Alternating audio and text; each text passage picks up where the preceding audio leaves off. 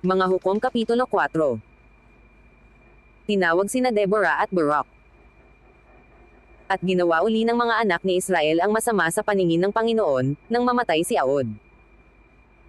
At ipinagbili sila ng Panginoon sa kamay ni Jabin na hari sa Canaan, na naghahari sa Asor, na ang puno sa hukbong yaon ay si Sisara, na siyang tumatahan sa Haroset ng mga bansa.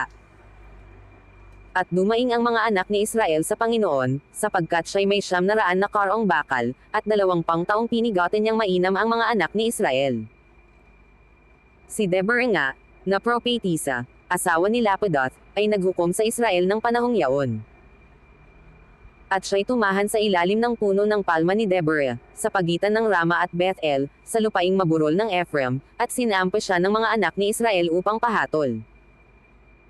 At kanyang ipinatawag si Barak, na anak ni Abinom mula sa Sins Neftali, at sinabi sa kanya, hindi ba ang Panginoon, ang Diyos ng Israel, ay nag-utos na sinasabi, yumaon ka, at pamaron ka sa bundok ng Tabor, at magsama ka ng 10,000 lalaki sa mga anak ni Neftali at sa mga anak ni Zabulon. At aking isusulong sa iyo sa ilog Sisen, si Sisara, na puno sa hukbo ni Jabin, pati ng kanyang mga karo at ng kanyang karamihan, at aking ibibigay siya sa iyong kamay. At sinabi ni Barak sa kanya, kung ikaw ay sasama sa akin ay paroroon nga ako, ngunit kung hindi ka sasama sa akin, ay hindi ako paroroon. At kanyang sinabi, walang pagsalang sasama ako sa iyo, gayon may ang lakad na iyong ipagpapatuloy ay hindi magiging sa iyong kapurihan, sapagkat ipagbibili ng Panginoon si Sisara sa kamay ng isang babae, at si Deborah ay tumindig at sumama kay Barak sa Sids. At tinawag ni Barak ang Zabulon at ang Neftali na magkasama sa Sids, at do'y umahan ang 10,000 lalaki na kasunod niya, at si Deborah ay umahong kasama niya.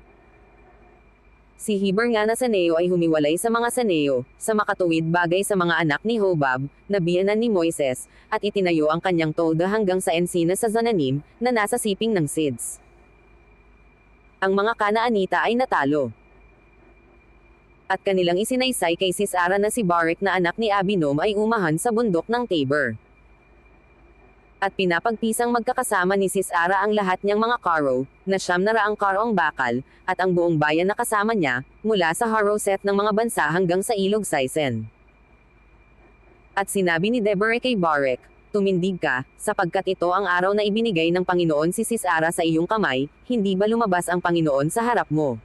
Sa gayo'y lamusong si Barak mula sa bundok ng Tabor, at 10,000 lalaki ang kasunod niya. At nailansag ng Panginoon si Sisara, at lahat ng mga karo niya, at ang buong hukbo niya, ng talom ng Tabak sa harap ni Barak, at lumunsad si Sisara sa kanyang karo, at tumakas na tumakbo. Ngunit hinabol ni Barak ang mga karo, at ang hukbo, hanggang sa Haroset ng mga bansa, at ang buong hukbo ni Sisara ay nahulog sa talom ng Tabak, walang lalaking nalabi. Gayon may tumakas si Sisara na tumakbo sa tolda ni Jael na asawa ni Heber na Saneo, sapagkat may kapayapaan si Jabin na hari sa Asor at ang sangbahayan ni Heber na Saneo. At sinalubong ni Jael si Sisara, at sinabi sa kanya, lumiko ka, Panginoon ko, lumiko ka rito sa akin, huwag kang matakot, at siya'y lumiko sa kanya sa loob ng tolda, at siya'y tinalukbungan niya ng isang banig. At sinabi niya sa kanya, isinasamo ko sa iyo na bigyan mo ako ng kaunting tubig na mainom, sapagkat ako'y nauuhaw, at binuksan niya ang isang balat na sisidlan ng gatas, at pinainom niya siya, at tinakpan siya. At sinabi ni Sisara sa kanya, tumayo ka sa pintuan ng tolda, at mangyayari, na pagka ang sinoman ay darating at magtatanong sa iyo, at magsasabi, may tao ba riyan? Na iyong sasabihin, wala.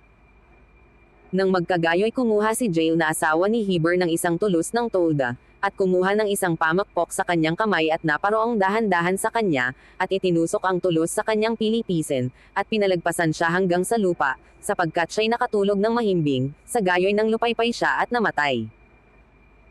At, narito, sa paraang hinahabol ni Barak si Sisara, ay lumabas si Jael na sinalubong siya, at sinabi sa kanya, parito ka, at ituturo ko sa iyo ang lalaki na iyong hinahanap, at siya'y naparoon sa kanya, at, narito, si Sisara ay nakabulagtang patay, at ang tulos ay nasa kanyang ulo.